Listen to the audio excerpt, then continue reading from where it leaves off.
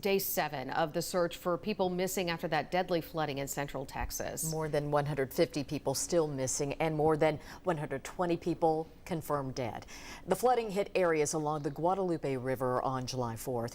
Volunteers from around the country are headed to that area.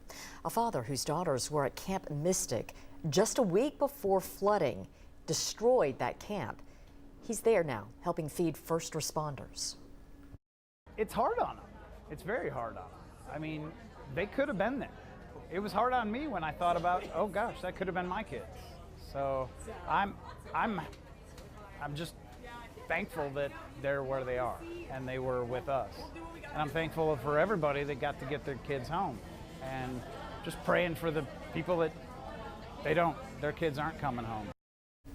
Now, volunteers say they are serving between 4,000 and 5,000 meals each day. Leaders in Texas say the search efforts will continue until everyone is found.